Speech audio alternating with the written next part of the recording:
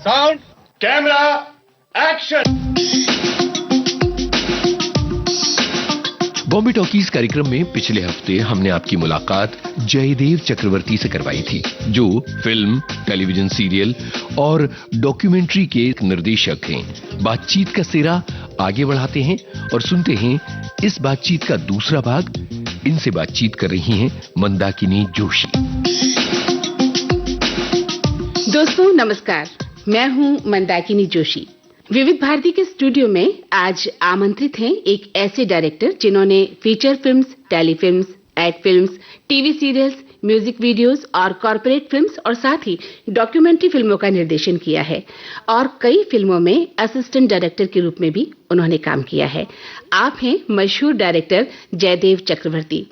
विविध भारती के स्टूडियो में जयदेव जी, आपका बहुत बहुत स्वागत है। धन्यवाद। कैसे हैं आप? बिल्कुल अच्छा हूं और बहुत खुश हूं कि आप लोगों के समक्ष आज मैं यहाँ बैठा हूं विविध भारती में।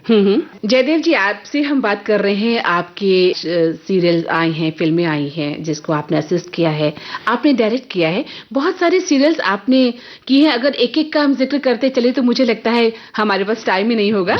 मैं अब ये चाहती हूँ कि ऐसा कोई धारावाहिक जो आपके दिल के बहुत करीब हो, कहानी की दृष्टि से, एक निर्देशक के तौर पर, या कलाकारों की एक्टिंग, या कोई विशेष अनुभव, कोई घटना जिसे आप भूल नहीं पाते हैं। जैसे कि अगर हम आपका सीरियल जो डर है उसकी बात करें तो बहुत बड़ी स्टार कास्ट थी, उसमें बहुत बड़े बड़े कलाकारों ने काम किया है, तो कैसा अनुभव ये रहा।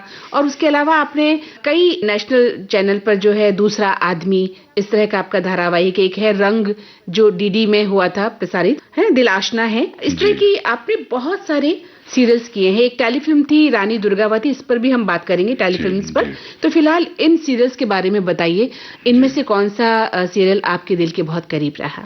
देखिए, डर एक ऐसा सीरीज था जो एक तरह की हिस्ट्री थी, अपने आप में इतिहास था, क्योंकि वो सीरीज तो एक फिक्शन था, एक थ्रिलर था स्टार प्लस पे, लेकिन उसके साथ जुड़े हुए लोग जो हैं वो काफी हिस्टोरिकल मान्यता रखते हैं आज की तारीख में। जैसे कि इरफान खान का उस सीरीज में होना एज एन एक्टर, के मेनन का होना, फिर विजय मौर्य का होना, फिर श्वेता कवात्रा, हर्ष छाया। इसके लेखक थे हमारे अभिनव कश्यप जिन्होंने दबंग डायरेक्ट की जी। इसके प्रोड्यूसर थे पंडित जसराज जी के बेटे शारंग देव जी, जो खुद भी एक बहुत मशहूर जाने माने म्यूजिक डायरेक्टर हैं। और मैं इस सीरियल का निर्देशक रहा, मुझे बहुत गर्व है इस बात पर जी। और ये सीरीज बहुत पॉपुलर सीरीज थी। 1999 की सीरीज है। अच्छा, बहुत पुरानी बात। जी जी जी, 99 की सीरीज है और स्टार प्लस उस वक्त रूल कर रहा था, काफी अच्छा चल रहा था और ये शो बहुत पॉपुलर हुआ। तो इस शो में भी घटनाएं ऐसी थी कि कई कलाकारों की शूटिंग चल रही थी, तो मुझे कई बार डुप्लीकेट से भी काम करना पड़ता था। अच्छा। क्योंकि कोई कलाकारों की डेट्स नहीं मिलती थी, तो कई बार इरफान खान का डुप्लीकेट मैं यूज करता था। अच्छा। तो कई बार मैं के का डुप्लीकेट यूज करता था। तो डुप्लीकेट का भी दौर शायद वहीं से शायद शुरू हुआ। अच्छा। अब तो खैर हर सीरियल में डुप्लीकेट शुरू हो गए, पर पहले उस वक्त होते नहीं थे ऐसा। तो वो एक बड़ा एक्सपीरियंस रहा। फिर कई जैसे लेखक, हमारे अभिनव कश्यप बहुत टैलेंटेड लेखक रहे और अनुराग कश्यप के भाई हैं छोटे, और उन्होंने भी मुझे बहुत हेल्प किया लेखनी में और एक बहुत अच्छी स्क्रिप्ट बना के दी उन्होंने, जिसपे हम लोगों ने शूटिंग की। और सीरियल का सब्जेक्ट जो था काफी डार्क था, तो हम लोगों ने लाइटिंग भी उस हिसाब से बहुत ही डार्क और बहुत ही मूड लाइटिंग में काम किया। तो चकाचक लाइटिंग कहीं नहीं थी। हाँ। तो ये तमाम चीजें थी। बैकग्राउंड बहुत अच्छा था, थ्रिलिंग था। उसके अलावा जैसे सीरीज बनी हमारी दूसरा आदमी, उसमें ओमपुरी साहब थे, तो ओमपुरी जी के साथ काम करने का मौका मिला। सुदेश बेरी जी थे उसमें और काफी बड़े बड़े कलाकार थे उसमें भी। रंग में विनोद खन्ना साहब थे, रोनित रॉय साहब का भी पहला सीरीज था वो। ये सब आज की डेट में ऐसा लगता है कि जैसे काफी पहले की कहानी है, पर अभी कुछ साल पहले की घटना है। यही हकीकत है कि अभी 10-15 साल पहले की बात है, 20 साल पहले की बात है। पर ये सब शोज जो हैं वो हमेशा यादगार इसलिए रहेंगे क्योंकि इसमें स्टार कास्ट, इसमें म्यूजिक, इसमें लेखनी, जिन लोगों ने भी किया आज वो कहीं ना कहीं सब मकाम पे हैं कहीं ना कहीं, तो इसलिए वो इन शोज को यादगार बना देते हैं। शायद उस समय सब स्ट्रगलिंग पीरियड से गुजर रहे थे जी, लेकिन आज वो लोग सब अपने आप में स्टार्स हैं। स्टार्स तो उस वक्त जब स्ट्रगलिंग पीरियड था तो कितना मजा आता होगा, क्योंकि सब एक ही मूड के लोग मिल जाते हैं। बिल्कुल बिल्कुल, और क्योंकि लाइक माइंडेड लोग जब मिलते हैं एक साथ तो उनकी एनर्जी अलग होती है। क्योंकि आप जब क्रिएटिव फील्ड से हैं, ऐसे आपको पता है कि जब आपका कोई टॉपिक आपसे कोई डिस्कस करता है तो आप घंटों से बात कर सकते हैं, है ना, जैसे हम कर रहे हैं। जी, और घंटों कर सकते हैं हम लोग बातचीत, लेकिन यहाँ हमारे समय की सीमा रहती है, बिल्कुल, तो थोड़ा सा हमें दिक्कत होती है। एक आपने कहा एक दिन अचानक, ये भी आपका एक जी, परसेट पिक्चर कंपनी एक प्रोडक्शन हाउस है इन लोगों का। मैंने ये पहला टेलीविजन शो मैंने किया था, बहुत बड़े लेवल पे था, और इसमें सलील अंकोला जो एक्स क्रिकेटर हैं, समीर धर्म अधिकारी और राजू खेर साहब, ये लोग सब थे, बड़ी स्टारकास्ट थी, और थ्रिलर था, तो इसमें बहुत एक्शन पोर्शन बहुत ज्यादा था। तो एक्शन करने में अब टीवी में यही मुश्किल ये होता है कि क्योंकि बजट कंस्ट्रेंट्स होते हैं और एक्शन डायरेक्टर्स के अच्छे खासे बजट होते हैं, और उनको रोकना बड़ा भारी काम है, क्योंकि एक बार आपने एक्शन सीक्वेंस दे दिया तो वो रुकते नहीं है। अच्छा। तो उनको आपको स्टॉप बोलना पड़ता है कि आप रुक जाइए भाई, अब ये मेरे को इससे ज्यादा नहीं चाहिए। तो वो एक बड़ा एक्सपीरियंस रहा है इसमें। कई एक्शन सीक्वेंसेस 2-2 दिन चले, नाइट चले, फिर हमको रोकना पड़ा कि भाई इतना लंबा एक्शन हमको नहीं चलेगा, क्योंकि टीवी है, टीवी में फ्लैशबैक भी काम नहीं करता है, फिर एक्शन इतना लंबा कहाँ से काम करेगा, क्योंकि लोगों की याददाश्त बहुत शॉर्ट है, और लोग देखिए एक एपिसोड देखने के बाद 1 हफ्ते बाद वापस आएंगे या 3 दिन बाद आएंगे, अगर वो बाई वीकली तो भूल चुके होते हैं। तो उसमें फ्लैशबैक का भी काम और एक्शन का काम जो है ना बहुत रिस्की हो जाता है, तो हम लोग अवॉइड करते हैं। फिल्मों में वो पॉसिबल है, फिल्म में आप एक स्ट्रेच में देख रहे हैं तो आप चेस सीक्वेंस देख लेते हैं, आप सस्पेंस देख लेते हैं, लेकिन 3 घंटे में देखा जाना तय है ना। इसके लिए टेलीविजन को हम लोग आज एक एपिसोड को एक सिनेमा की तरह ट्रीट करते हैं। जैसे मैं हमेशा बोलता हूँ कि कई बार मैं सेट पे जाता हूँ तो मुझे कई बार बोलते हैं, लोग पूछते हैं जो हमारे क्रिएटिव्स हैं, हमारे प्रोड्यूसर हैं, कि सर ये सीन के बारे में क्या सोचा। तो मैंने कहा जैसे कि पेशेंट को एक डॉक्टर ट्रीट करता है, वैसे ही डायरेक्टर एक स्क्रिप्ट को ट्रीट करता है। बिल्कुल सही कहा आपने, कि उसका एक ट्रीटमेंट है, हर सीन का एक ट्रीटमेंट है, कि इसमें कितने क्लोजअप्स होंगे, कितने ट्रॉलीज होंगे, कितने क्रेन शॉट्स होंगे, वो आदमी को कंसीव करना पड़ता है। और सबसे पहले वो दिमाग में बैठाना पड़ता है, उसके बाद आप उसको पर्दे पे उतारते हैं। वो आपके दिल दिमाग में होनी चाहिए पहले। तो वो इमेजिनेशन है, बेसिकली इमेजिनेशन है, जिसको हम लोग जो है पर्दे पे लेकर आते हैं with the help of our technicians. Of course writers हैं हमारे बहुत बड़े, हमारे राइट एंड लेफ्ट हमारे राइटर्स ही होते हैं, है ना, तो ये उनका योगदान है बहुत बड़ा। बिल्कुल। और एक आपने सीरियल किया रंग, जिसमें विनोद खन्ना साहब भी। जी हाँ, जी हाँ। विनोद खन्ना तो जाहिर है इतने बड़े स्टार फिल्मों में काम करने वाले, उनके साथ काम करना किसी सीरियल में क्या अनुभव रहा होगा? उनका व्यवहार, उनका तरीका, तौर तरीका, किस तरह से उनको मैनेज किया जाता होगा? विनोद जी के साथ मैंने निश्चय फिल्म की थी। अच्छा। तो निश्चय में विनोद खन्ना साहब थे और सलमान खान साहब थे उस फिल्म में। और उस फिल्म में क्योंकि मैं असिस्टेंट रहा उस फिल्म में, तो मेरे साथ बड़े करीबी हमारे रिश्ते थे, मैं उनके घर भी जाया करता था। और विनोद जी का मैं फैन रहा, बचपन से मैं फैन रहा विनोद खन्ना साहब के। हम लोग इतने लुक्स उनके और इतना उनका परफॉर्मेंस, सब चीजें। बिल्कुल। तो जब ये सीरियल की बारी आई, और इस सीरियल के इंसिडेंटली प्रोड्यूसर थे हमारे सत्यनपाल चौधरी साहब, जो प्रकाश मेहरा साहब के पार्टनर थे। अच्छा। तो उन्होंने नमक हलाल फिल्म बनाई, हेरा फेरी फिल्म बनाई, बड़ी बड़ी फिल्में बनाई। तो उनका भी कहना था यार मैं सीरियल बनाऊंगा तो बड़े स्टार के साथ बनाऊंगा। तो हेरा फेरी में वो काम कर चुके थे विनोद जी के साथ, तो उन्होंने विनोद जी को फिर उन्होंने ऑफर किया। अच्छा। और क्योंकि विनोद जी मेरे साथ काम कर चुके थे तो विनोद जी को 1 मिनट नहीं लगा बोलने के लिए कि अच्छा, हाँ मैं कर लूंगा। तो मुझे वो जय कहते थे प्यार से, तो बोलते यार जय कर रहा है तो मैं जरूर करूंगा। तो इसकी वजह से विनोद जी को हम लेकर आए इस शो में। और फिर रोनित रॉय से हमारी पुरानी दोस्ती थी, तो इसलिए फिर वो भी फिर शो में ज्वाइन किए। तो एक टीम बन गई फिर हमारे साथ में, है ना। तो एक कहते हैं ना, जब टीम बन जाता है तो कारवां बन जाता है अपने आप में, फिर वो कारवां चलता रहता है। जी। तो दिल आशना पर भी आप बताएं। दिल आशना है डीडी नेशनल पर आपका ये सीरियल आया था। दिल आशना है लखनऊ में हमने शूट किया। वो बेहतरीन शूटिंग डेज थे हमारे भी लखनऊ के, क्योंकि वो एक शिया मुस्लिम परिवार के ऊपर आधारित थी जो शो था, और उसमें भी बहुत अच्छे कलाकार रहे। तो हमारे दोस्त रहे उसमें शहबाज खान साहब, जिनके साथ मैंने मराठा की थी, द ग्रेट मराठा, संजय खान साहब का। तो हम लखनऊ में शूटिंग करते थे, बेहतरीन खाना था वहाँ का, लोगों की जबान बहुत अच्छी है, किसी को समझाने की जरूरत नहीं है। बेस्ट पार्ट, क्योंकि हम लोगों ने बॉम्बे में इसलिए अवॉइड किया क्योंकि यहाँ का जो तलफ़ुज़ है वो बहुत अलग है, और यहाँ अलग अलग क्षेत्र से, प्रांत से लोग आते हैं, तो हम सबको समझाना बड़ा मुश्किल हो जाता है। और इसमें उनको चाहिए था उर्दू का वो लेवल कि हम लोग को हर शॉट के बाद हमको रिटेक करना पड़ता। तो हमने सोचा क्यों ना लखनऊ शूटिंग करें, हम यहाँ से 2-4 एक्टर्स लेके जाएं। तो बड़ा कामयाब रहा हमारा वो शो, क्योंकि लखनऊ के एक्टर्स जो थे वो ऑब्वियसली वो मजे हुए कलाकार भी थे और उनकी जबान बहुत साफ थी। तो हम लोग लिए बड़ा ईजी रहा, हम लोग वहाँ पर गए, हम लोगों ने शूटिंग की और अच्छी लोकेशंस थी, अच्छा खाना था, तो वो एक यादगार चीज बन गई हमारी। 130 एपिसोड बनाए मैंने उसके। अच्छा। जी, डेली सोप था वो। जी। और बहुत सक्सेसफुल शो रहा वो। अभी भी डीडी वाले कभी कभार उसको बार वो रीटेलीकास्ट कर देते हैं हम लोग दूरदर्शन से। जी।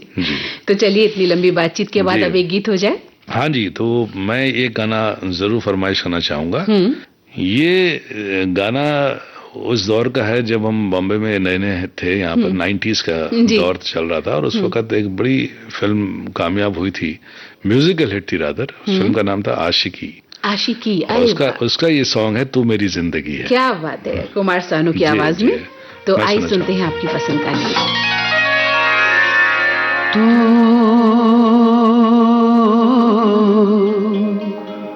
मेरी जिंदगी है, तू मेरी हर खुशी है, तू मेरी जिंदगी है, तू मेरी हर खुशी है, तू ही प्यार, तू ही चाहत, तू ही आशिकी है, तू मेरी जिंदगी है, तू मेरी हर खुशी है।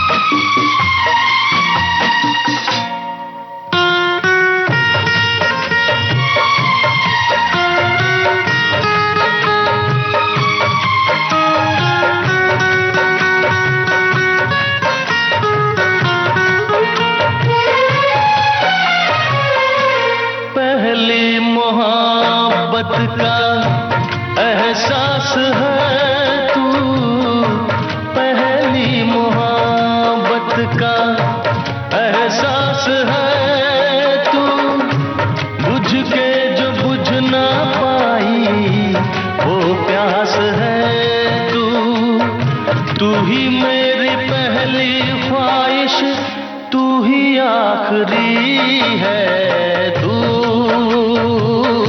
मेरी जिंदगी है, तू मेरी हर खुशी है।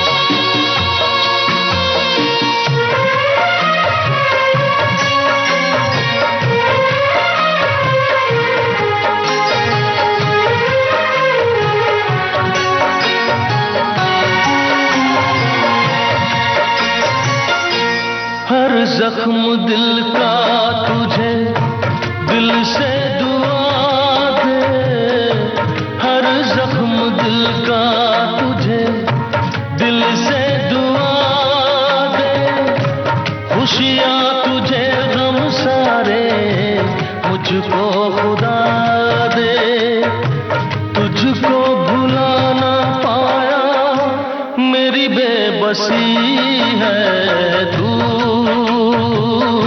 मेरी जिंदगी है, तू मेरी हर खुशी है। जयदेव जी, हम फिर लौटते हैं आपकी जिंदगी की और आपके करियर की ओर। आपने कुछ टेलीफिल्म्स का भी निर्देशन किया है ना? माटी है या रानी दुर्गावती है।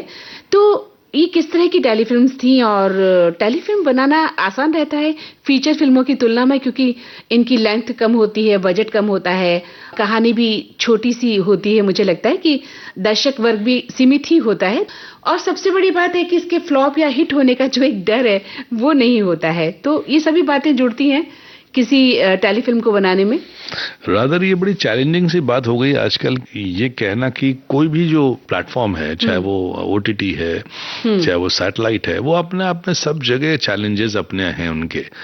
जैसे मैंने कहा कि हम हर एपिसोड को एक फिल्म की तरह ट्रीट करते हैं आज के डेट में, जिसमें हाई पॉइंट्स होते हैं, जिसमें क्लाइमेक्स होता है, जिसमें प्री क्लाइमेक्स होता है। उस तरह से हम लोग जब टेलीफिल्म शूट करते हैं तो टेलीफिल्म में भी हम लोग एक पूरी फिल्म की तरह हम उसकी जो ट्रीटमेंट है उसमें हम लोग कोई कॉम्प्रोमाइज नहीं करते हैं। बजट XYZ हो सकता है, लेकिन फिल्म का कंटेंट जो होता है, फिल्म का जो ड्राइव होता है, उसमें हम लोग कभी भी कॉम्प्रोमाइज नहीं करते हैं।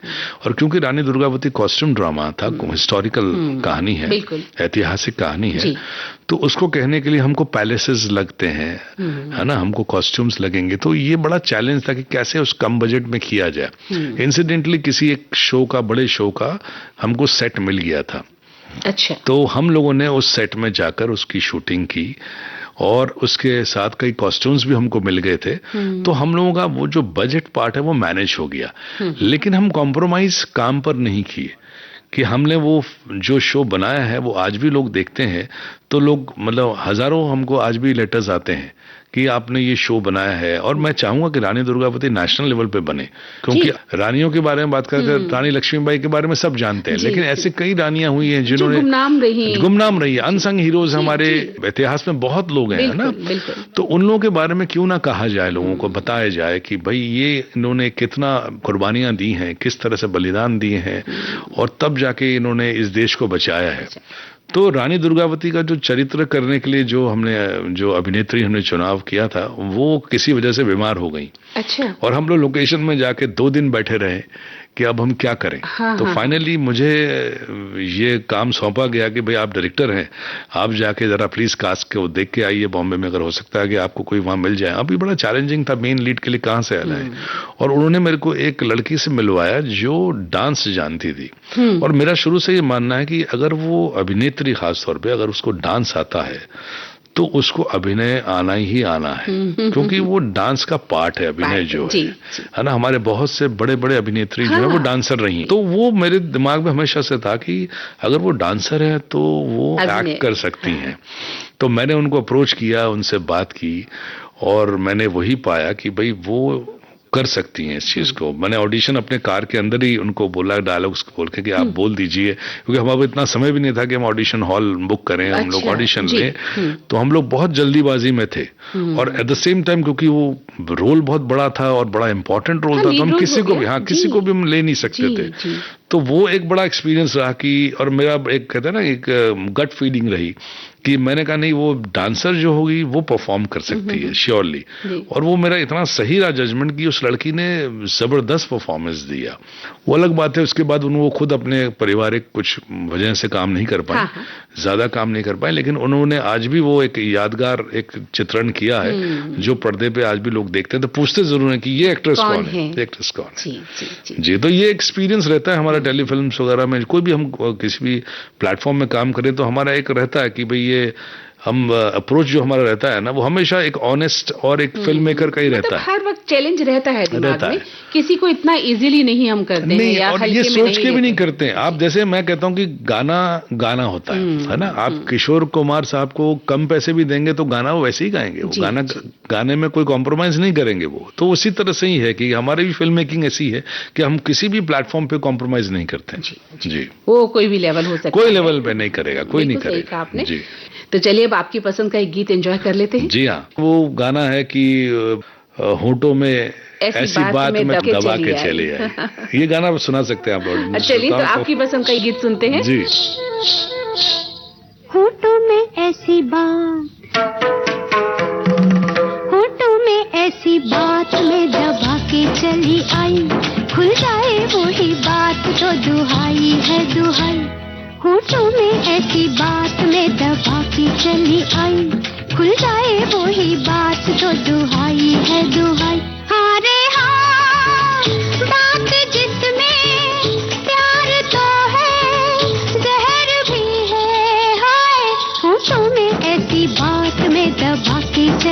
आई, खुल जाए वही बात तो दुहाई है दुहाई।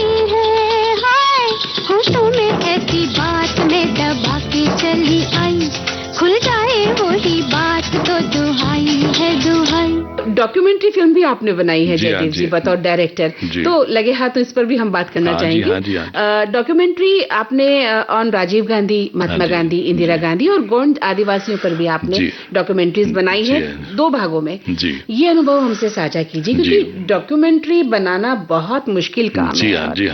वो क्या देख रहे हैं, हूबहू वो जीवन आपके भीतर उतर जाना चाहिए, तब वो सक्सेस है डॉक्यूमेंट्री। बिल्कुल आपने सही कहा। डॉक्यूमेंट्रीज में हम लोगों को बहुत सारा टाइम जाता है, हमारे डेवलपमेंट में बहुत सारा वक्त जाता है, हमारे शोध कार्य में कि भाई कहाँ से कहाँ जर्नी, कहाँ से कहाँ हुई है, किस तरह की हुई है, कौन कौन से लोग इन्वॉल्व थे।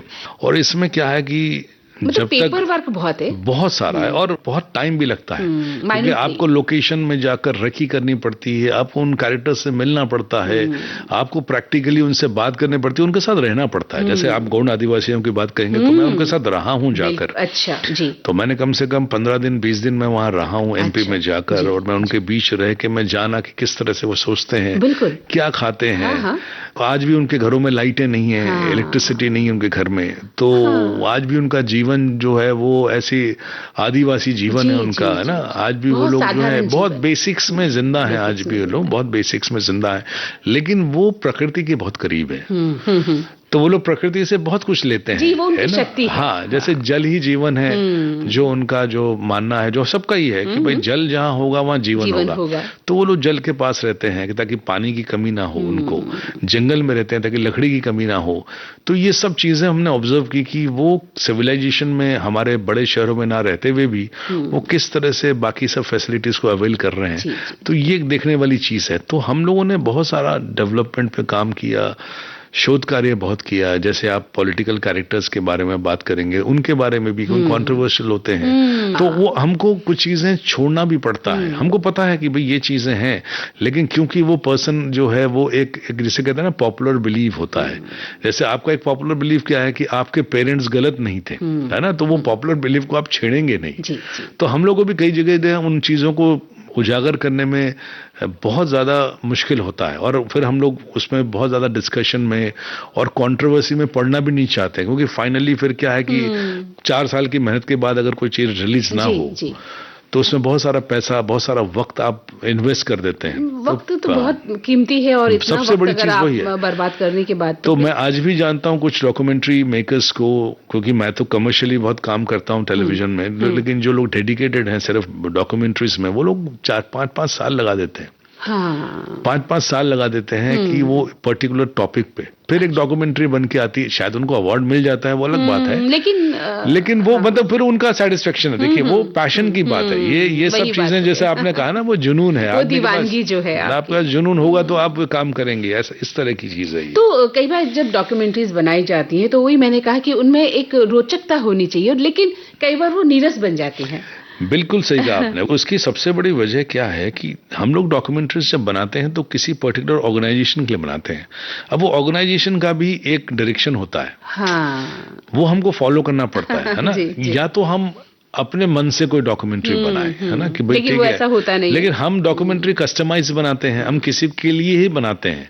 तो जिस ऑर्गेनाइजेशन के लिए हमको डॉक्यूमेंट्री बनानी, हमको उसके निर्देश तो फॉलो करने पड़ेंगे। उनके गाइडलाइंस अगर हम फॉलो नहीं करेंगे तो फिर वो फाइनेंस नहीं मिलेगा हम लोगों को। तो ये हमारे यहाँ थोड़ी सी है, लिमिटेशंस हैं। लेकिन हाँ, विदेशों में कई डॉक्यूमेंट्री मेकर्स हैं जो लोग बहुत इंडिपेंडेंटली काम करते हैं और बहुत कॉन्ट्रोवर्शियल चीजों को लेके आते हैं, है ना।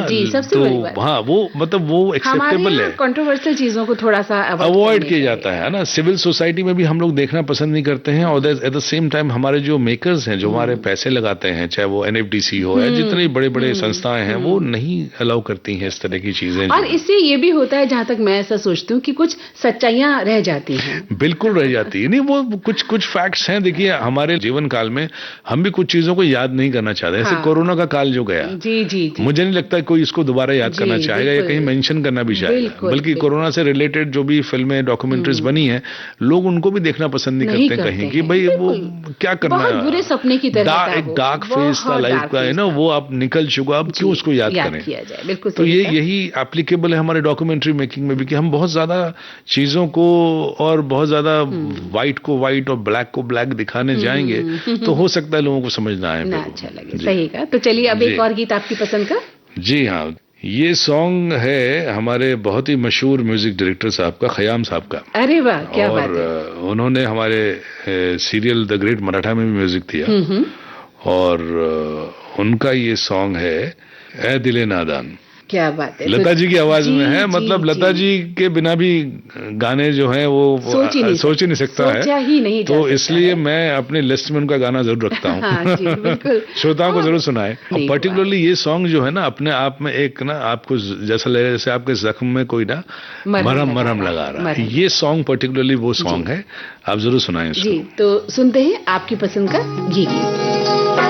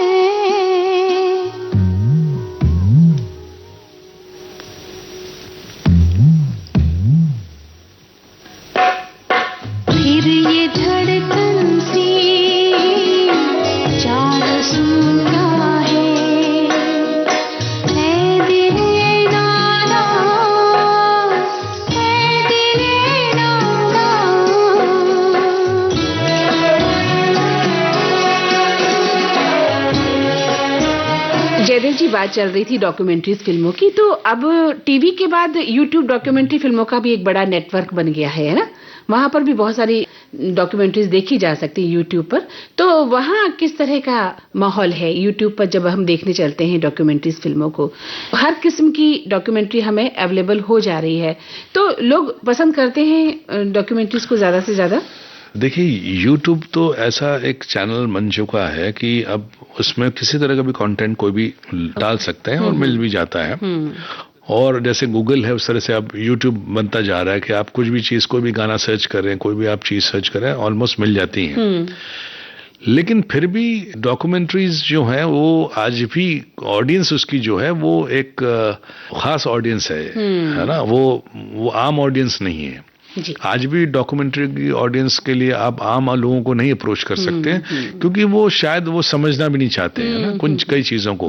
हम चिपको आंदोलन पे कोई अगर डॉक्यूमेंट्री बनाए, है ना, या हम किसी भी कोई चीज पे ऐसे हम डॉक्यूमेंट्री तो बनाते हैं, इसको देखना पसंद नहीं करता है, उनका सरोकार नहीं है, इंटरेस्ट नहीं है। हाँ, ये जरूर है कि ऐसी चीजें आर्काइव के लिए बहुत अच्छी हैं, क्योंकि हमारे आने वाली यंगर जनरेशन को जरूर पता होना चाहिए कि हमारे पीछे क्या हुआ है। या आप शोध करते हैं, शोध कार्य करने वालों के लिए जो है ये चीजें। जैसे कॉलेज के बच्चे हैं, स्टूडेंट्स हैं, इन लोगों के लिए डॉक्यूमेंट्रीज डेफिनेटली इंस्पायरिंग है। हम लोग भी डॉक्यूमेंट्रीज बचपन में देखते थे, हम लोग को भी बहुत सारे इंस्पिरेशन मिलती थी इन सब चीजों से कि भाई ये हुआ तो हुआ कैसे, क्योंकि सिनेमा में वो हमको शायद नहीं मिलता देखने को। सिनेमा में बहुत कम फिल्में हैं जो इशू बेस्ड होती हैं। इशू बेस्ड फिल्म बनाने वाले बहुत कम फिल्म मेकर्स हैं और बहुत कम फिल्में बनती हैं। ज्यादातर हम लोग एंटरटेनमेंट ढूंढते हैं। तो वैसे ही डॉक्यूमेंट्रीज में एंटरटेनमेंट एज सच नहीं है, बट हाँ आपको इन्फॉर्मेशन भर भर के मिलता है। आज भी मैं कहता हूँ यूट्यूब एक बहुत बड़ा वरदान है हमारे आने वाले जनरेशन के लिए, और गूगल भी, क्योंकि इसमें आप तमाम इन सब चीज़ों को ढूंढ पाती हैं, मिल जाते हैं ये लोग। और हम जैसे मेकर्स कोशिश भी करते हैं कि हम ऐसी चीज़ बनाएं भी जो यंगर जनरेशन को इंस्पायर भी करें और उनको इन्फॉर्मेशन इतिहास के बारे में आउट ऑफ सिलेबस भी पढ़ाएं। कई ऐसी चीज़ें हैं, कई ऐसे इतिहास के पन्ने हैं जो सिलेबस में नहीं है। आपने देखा होगा एनसीईआरटी की किताब में अगर हम देखें या किसी भी हम कोई भी उसमें देखें तो सिलेबस में कई चीजें मिसिंग है, जबकि वो एग्जिस्ट करती हैं, है ना, लेकिन वो मिसिंग है। तो हमारा फर्ज है बीइंग ए फिल्म मेकर कि हम उसको दिखाएं लोगों को, है ना, चाहे वो सिनेमा के माध्यम से हो, डॉक्यूमेंट्री के माध्यम से। लोगों का माइंडसेट क्या है इस पर भी डिपेंड करता है कि आप देखना क्या चाहते हैं। हाँ बिल्कुल। अभी आपने बहुत अच्छी फिल्म बनाई है, लेकिन मैं क्या देखना चाहती हूँ, मेरा माइंडसेट क्या है एक दर्शक के तौर पर। बिल्कुल, आप इंडिपेंडेंट है एज ए दर्शक। वैसे आपके श्रोता जो है वो इंडिपेंडेंट है, वो कौन सा प्रोग्राम सुनना चाहेंगे या नहीं चाहेंगे। वैसे ही हमारे दर्शक हैं, वो क्या देखना चाहेंगे। लेकिन क्या है कि हम कोशिश सब फिल्म मेकर करते हैं कोई ऐसी चीज बनाए जो यूनिवर्सल हो, जी, जिसमें यूनिवर्सल अपील हो, जो सब देखना पसंद बिल्कुल। करते हैं। आपने फिल्म की कोई विदा नहीं छोड़ी है, मुझे लगता है सभी तरह की विदाओं को आप कर रहे हैं। कुछ कॉर्पोरेट फिल्म्स भी आपने की है, आपके डायरेक्शन में अम्बे वैली और भारत पेट्रोलियम पर आपने काम किया है, तो इसके बारे में भी थोड़ा हमें बताइए। जी, ये डॉक्यूमेंट्रीज के बाद जब कॉर्पोरेट की बारी आई तो ऐसा हुआ कि हम लोगों के पास बहुत सारा समय होता है फिल्म मेकर्स के जीवन में, किसी भी फिल्म मेकर के जीवन में।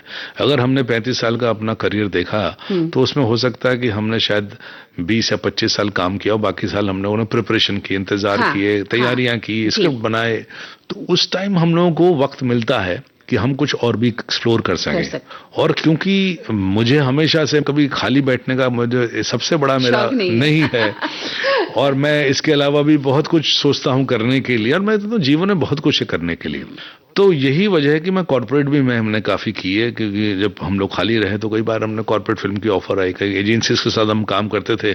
जिन एजेंसी के साथ हम एडवर्टाइजिंग, हम लोग एड फिल्म बनाते थे, वो एजेंसीज ने हमको कॉर्पोरेट फिल्म का ऑफर दिया और हमें कहा कि साहब ये नया लॉन्च हो रहा है, ये बड़े लेवल पे काम हो रहा है। जैसे एम्बी वैली का पर्सेट पिक्चर कंपनी के पास अकाउंट था उन लोगों के पास, क्योंकि सहारा का प्रोजेक्ट था। तो शुरुआती दौर पे कि वो कैसे वो बना है, किस तरह से वो डेवलपमेंट हो रहा है, वो सब हम लोगों ने पिक्चराइज किया। वहां जाके रहे हम एम्बी वैली में। तो एक बड़ा अलग सा अनुभव था वो भी लाइफ का, क्योंकि वहां पर वहां के लोगों के साथ मिलना, वहां के जो आर्किटेक्ट हैं, वहां के जो कर्मचारी हैं, उनसे बात करना, तो हमारी फिल्मी दुनिया से हटकर एक नया काम था जिसको हम एंजॉय भी करते हैं, क्योंकि वो थोड़ा सा लीक से हटकर है, अलग चीज है। तो हमें लगता है कि नहीं यार, कुछ अलग कर रहे हैं हम लोग, कुछ हमारा भी एक ऐसा ना कि हमारे सबके अंदर एक कॉमन मैन बसा हुआ है। तो हम जब वहाँ जाते हैं, जब ऐसी जगह पे जाते हैं, तो हमारा भी एक अलग एस्पेक्ट निकल के आता है कि भाई हम वो भी देखते हैं कि वो भी पहलू है जीवन का, वो भी चीज़ देखने के लिए, ये भी तरीका है। तो कई बार हम मशीनरी के शॉट्स भी लेते हैं, भाई एक्टर्स के शॉट भी लिए, हीरो हीरोइन के शॉट्स भी लिए, अब मशीनरी के शॉट्स भी ले रहे हैं, लेकिन वो भी एक नजरिया है ना। उसमें भी हम लोगों को एंगल्स देखने पड़ते हैं, उसमें भी हमको लाइटिंग देखनी पड़ती है, उसमें भी हम लोगों को ये देखना पड़ता है कि भाई वो पूरी बात हम कह पा रहे हैं नहीं कह पा रहे हैं, क्योंकि सबसे बड़ा जो चैलेंज है हमारी मीडियम का, जो सिनेमा का, डॉक्यूमेंट्रीज का, कॉर्पोरेट का, वो है कि अपनी बात को पर्दे पे उतारना। बिल्कुल। तो वो कैनवस हमारा वही है, जैसे पेंटिंग आदमी करता है कैनवस पे, तो उसको सब कलर्स कैनवस पे दिखाई देते हैं, तो हमको वो एक्सप्रेशंस, हमको वो म्यूजिक के थ्रू और हमको वो नरेशन के थ्रू दिखाई देना चाहिए, वो हमारी सोच होती है। बिल्कुल सही कहा। तो इस तरह से ही आपको ये कॉर्पोरेट फिल्म्स मिली हुई और आपने इसको बहुत ही खूबसूरती के साथ जो है बस उनको पसंद आया, हम ये कह सकते हैं लोगों को। तो चलिए एक गीत सुन लेते हैं पहले। जी हाँ, ये एक सॉन्ग है, ये गाना आनंद बख्शी साहब ने लिखा है, फिल्म मोहरा का है, ना कजरे की धार। यहाँ पर भी पंकज उधास साहब आपके साथ हैं। जी हाँ, जी हाँ, जी हाँ, उन्हीं की आवाज में ही है, और पंकज जी के साथ भी मेरा एक अच्छा बोलचाल मिलना रिश्ता रहा वो। तो सुनते हैं आपकी पसंद का ये गीत। जी। ना कजरे की धार, ना मोतियों के हार, ना कोई किया सिंगार, फिर भी कितनी सुंदर हो तुम, कितनी सुंदर हो।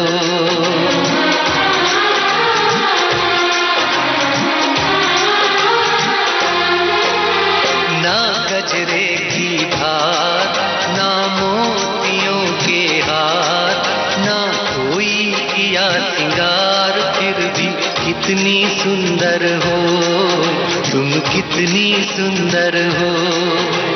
मन में प्यार भरा और तन में प्यार भरा, जीवन में प्यार भरा, तुम तो मेरे प्रियवर हो, तुम ही तो मेरे प्रियवर हो।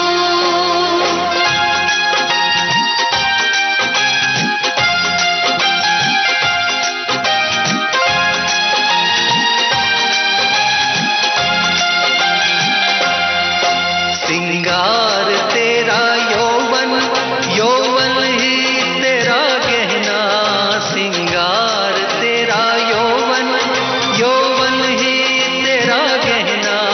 तू ताजगी फूलों की, क्या सादगी का कहना, उड़े खुशबू जब चले तू, उड़े खुशबू जब चले तू, बोले तो बजे सितार। ना कजरे की धार, ना मोतियों के हार, ना कोई किया सिंगार, फिर भी कितनी सुंदर हो तुम, कितनी सुंदर हो।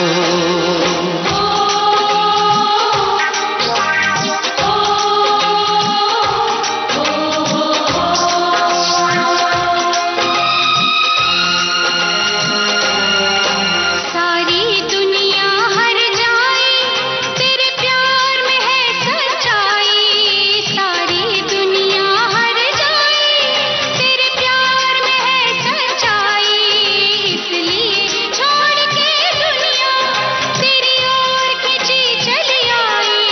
थी पत्थर तूने छूकर, थी पत्थर तूने छूकर, सोना कर दिया भरा। मन में प्यार भरा और तन में प्यार भरा, जीवन में प्यार भरा, तुम तो मेरे प्रियवर हो, तुम तो मेरे प्रियवर हो।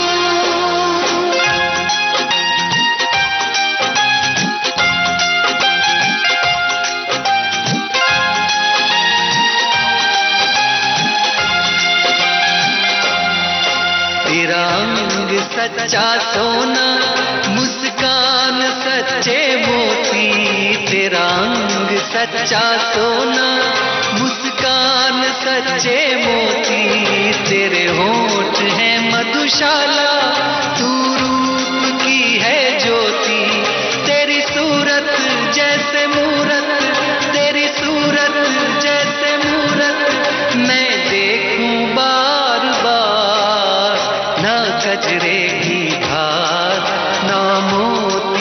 के हार, ना कोई किया सिंगार, फिर भी कितनी सुंदर हो तुम, कितनी सुंदर हो। मन में प्यार भरा और तन में प्यार भरा, जीवन में प्यार भरा, तुम तो मेरे प्रियवर हो, तुम ही तो मेरे प्रियवर हो।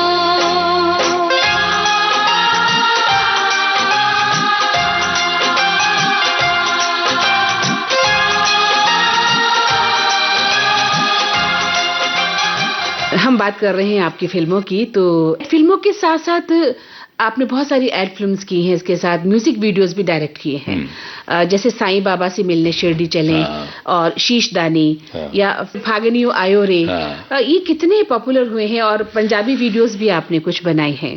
जी, जैसे मैंने कहा कि एक फिल्म मेकर के जीवन में बहुत सारे पल ऐसे होते हैं जब वो फ्री होता है, इन एसेंस उसके पास समय होता है कि वो फिल्म मेकिंग से हटकर दूसरा कुछ कर सके।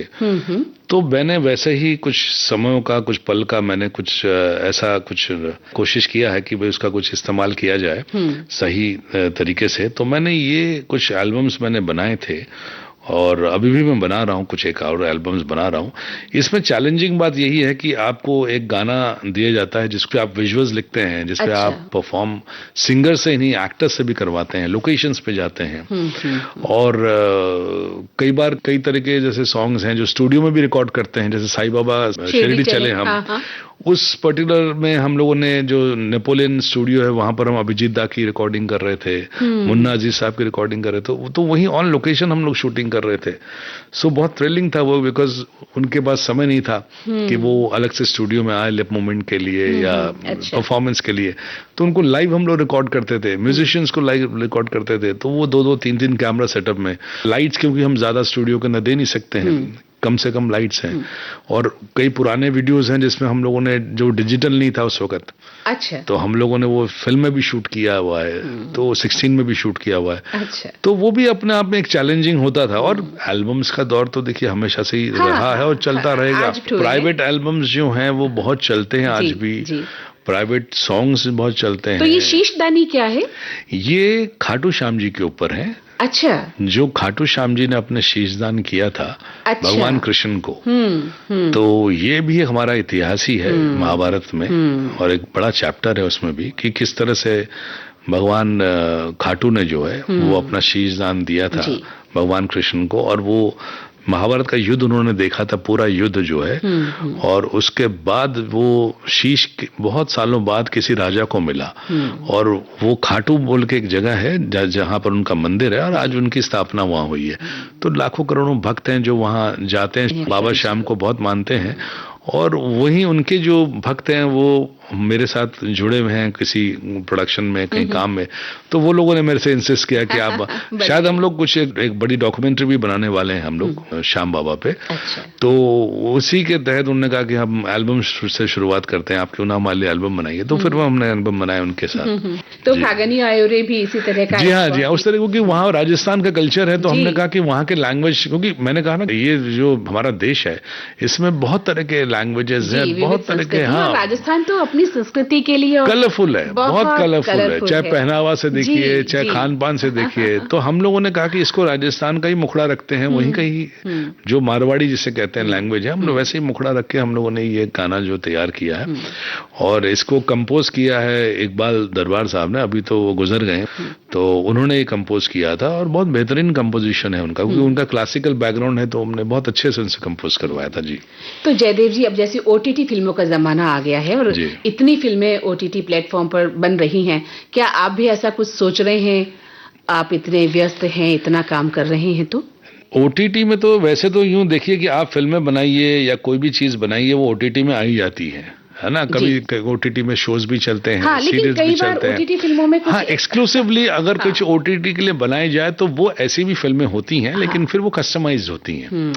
जैसे हम लोगों ने कोई फिल्म बनाई, जैसे मेरी फिल्म आप देखेंगे तो कोई OTT में चल भी रही है ना, लेकिन कुछ फिल्में सिर्फ OTT के लिए ही आप बनाते हैं, जो कस्टमाइज फिल्म है उसके लिए क्या है कि आपको फिर OTT के पैरामीटर्स पे उतरना पड़ता है, फिर उनके हिसाब से आपको चीजें करनी पड़ती हैं, जो अपने आप में सही भी है उनके हिसाब से कि भाई आप हमारे लिए फिल्म बना रहे हो तो हमारे मुताबिक बनाइए, जी। लेकिन उसमें कुछ रेस्ट्रिक्शन जरूर आती हैं मेकर्स के, क्योंकि उनको लिबर्टी नहीं मिलती, क्योंकि एक इंडिपेंडेंट फिल्म मेकर को जो लिबर्टी मिलनी चाहिए वो वहां नहीं मिलती फिर, क्योंकि वो रेस्ट्रिक्शन जैसे टेलीविजन में हम लोग को हो ही जाती है, क्योंकि सैटेलाइट है या दूरदर्शन है, तो उनके भी एक गाइडलाइंस रहती है, हमको वो फॉलो करना पड़ता है।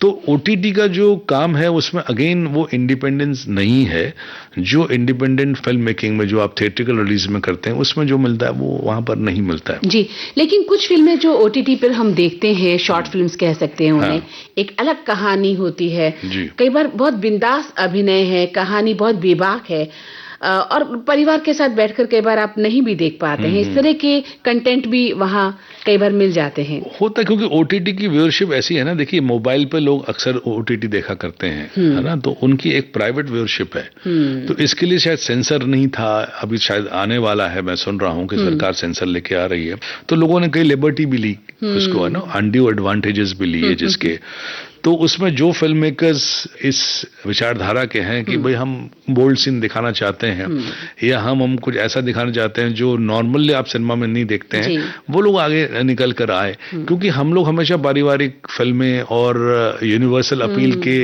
पक्षपाती रहे हैं, तो शायद हम लोग कहीं ना कहीं वहां पर अपने आप को नहीं देख सके, अनफिट पाते थे कि भाई हम लोग इस तरह का तो हमारे थॉट नहीं है, नहीं कर पाते, तो उनका एक अलग तरीका है, हमारा एक अलग थॉट प्रोसेस है, थॉट प्रोसेस के ऊपर ही है सब।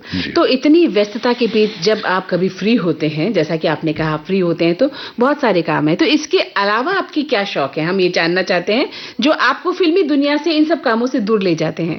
देखिए, मुझे वैसे तो शौक पेंटिंग का भी बहुत रहा है, मैं पेंटिंग और स्कल्पचर का, मेरे मामा जी के यहाँ पर कुछ 10 मूर्तियां हर दुर्गा पूजा को बनाई जाती थी, माँ दुर्गा की मूर्तियां जो क्ले से बनती थी, और उनका डेकोरेशन, उनका पेंटिंग, वो सब मेरे जिम्मे होता था वो काम जो है। तो फादर की तरफ से मुझे थिएटर मिला और मामा की तरफ से मेरे को स्कल्पचर और पेंटिंग मिला। तो ये दोनों चीजें, और जो मेरे काम भी आई इवेंचुअली, जब मैं थिएटर भी करता था तो स्टेज का डेकोरेशन, स्टेज का मेकिंग में, निर्माण में, वो सब काम आज भी जब मैं कोई फ्रेम लगाता हूँ, कोई कैमरा एंगल रखता हूँ, तो मैं कोशिश करता हूँ कि उसको डेकोरेट करूँ, उसको पर्दे लगाऊं अच्छे, है ना, अच्छे पेंटिंग करवाऊं वॉल पर, ताकि वो सुंदर दिखे, क्लासिक लगे। तो मेरा आज भी रुझान है, फिल्में देखना मेरा शौक, पैशन हमेशा से रहा है। म्यूजिकली ऐसा है कि I can not do without music. सुबह उठ के पहला काम मेरा रेडियो चलाना होता है उसके बाद ब्रश करना होता है, तो दिनचर्या मेरा वहां से है। रेडियो को मैं इसलिए भूल नहीं पाता हूँ, जीवन का एक बड़ा अहम हिस्सा है कि मेरे गाड़ी में है भी, घर में भी, ऑफिस में भी, हर जगह रेडियो जो है वो एक रहता है हमेशा, एक साथी है 24 घंटे का जो हमेशा रहता है।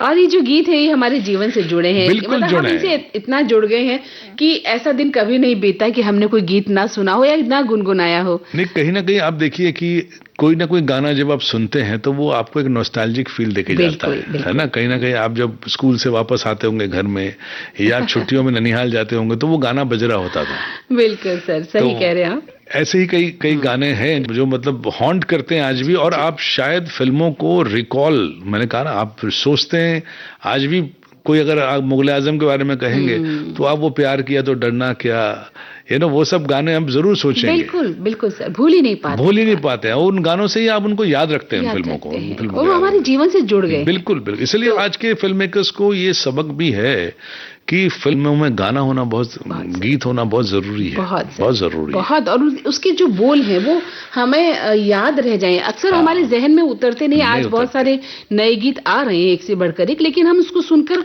भूल जाते हैं या पिक्चर हॉल से बाहर आकर हमें याद ही नहीं रहता है, क्योंकि वो स्टोरी से रिलेटेड नहीं है, अलग से चीज है। हाँ, वो लगता है, वो पैच किया हुआ लगता है, क्योंकि पहले की आप फिल्मों में गाने सुनेंगे तो वो स्टोरी से रिलेटेड होता था, स्टोरी को बढ़ाते थे वो लोग आगे। अभी क्या वो पैच वर्क लगता है वो गाना कहीं से लाइब्रेरी से उठा के उन्होंने बीच में डाल दिया गया है कि एक गाना हमको देखना है। यही वजह है कि आप देखेंगे गाने के बीच में लोग उठ के चले जाते हैं। सही बात है, क्योंकि उनका कोई अटैचमेंट नहीं है, जीते नहीं है। पहले जमाने में क्या होता था, गाने में हैपनिंग्स भी होती थी। तो जयदेव जी, अब चलते चलते आप कौन सा गीत सुनना चाहते हैं? आपने बिल्कुल सही कहा मैम, चलते चलते तो हम चलते चलते मेरे ये गीत याद रखना ही सुनना चाहेंगे। पप्पी लहरी जी का अमर संगीत है, और पप्पी दा से जो मेरा प्रेम रहा है, उनके साथ जो मुझे सीखने को मिला है, वो हमेशा मैं याद रखता हूँ। और ये गाने के माध्यम से मैं पब्लिक को, श्रोताओं को ये बताना चाहूँगा कि ये गाना आप सभी के लिए जो है ना एक बड़ा इंस्पायरिंग सॉन्ग है कि हम जब सब चले जाएंगे कभी, तो कुछ चीज़ें जो हैं वो यादें रह जाएंगी और हम उन्हीं से जाने जाएंगे। बिल्कुल सही। तो यही मेरा लास्ट सॉन्ग होना। तो चलिए सुनते हैं आपकी पसंद का ये खूबसूरत गीत। चलते चलते मेरे ये गीत याद रखना, कभी अलविदा ना कहना, कभी अलविदा ना कहना।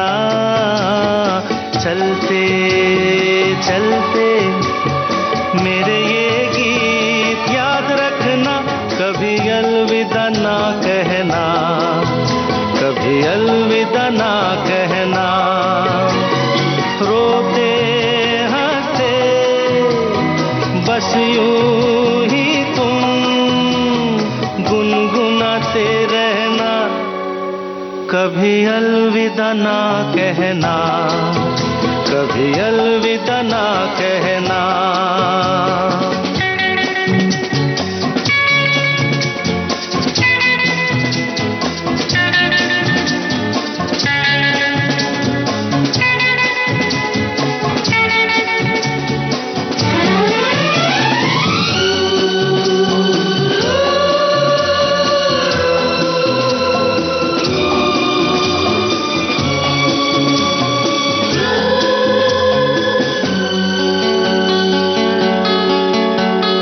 प्यार करते करते हम तुम कहीं खो जाएंगे, इन्हीं बहारों के आंचल में थक के सो जाएंगे।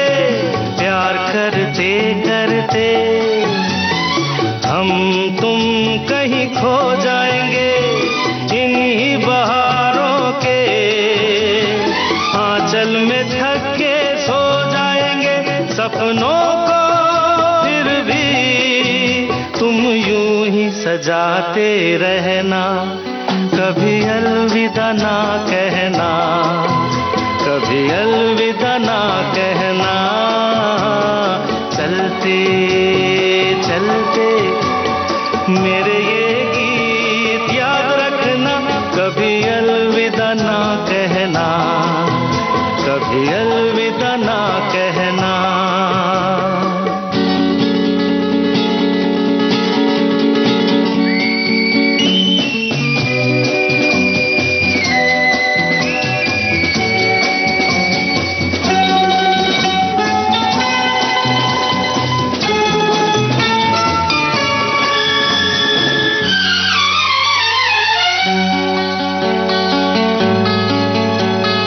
बीच राह में दिलबर बिछड़ जाए कहीं हम अगर, और सुनी सी लगे तुम्हें जीवन की ये डगर। बीच राह में दिलबर बिछड़ जाए कहीं हम अगर, और सुनी सी लगे तुम्हें जीवन की ये डगर। हम लौट आएंगे, तुम यूं ही बुलाते रहना, कभी अलविदा ना कहना, कभी अलविदा ना कहना। चलते चलते मेरे ये गीत याद रखना, कभी अलविदा ना कहना, कभी अलविदा ना कहना। रोते हंसते बस यूं ही तुम गुनगुनाते रहना, कभी अलविदा ना कहना, कभी अलविदा ना कहना।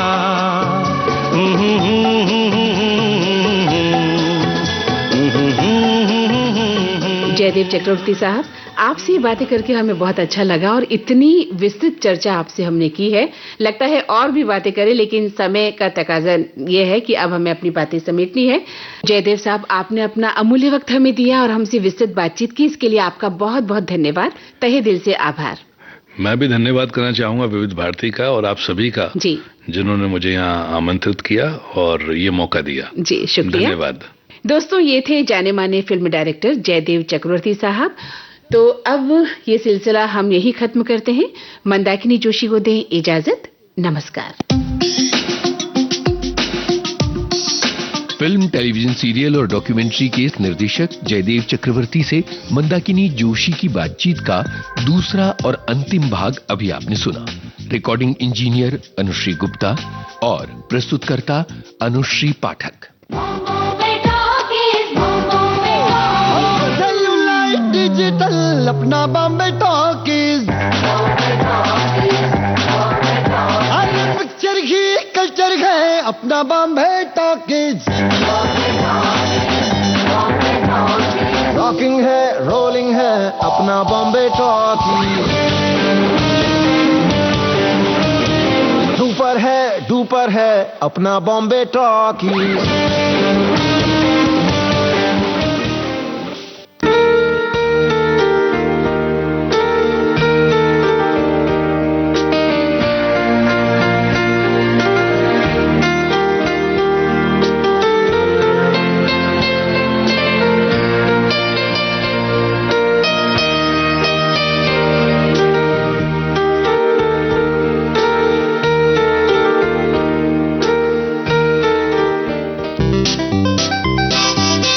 सुन रहे हैं विविध भारती राष्ट्रीय सेवा, देश की सुरीली धड़कन। छाया गीत, बस कुछ ही पलों के बाद।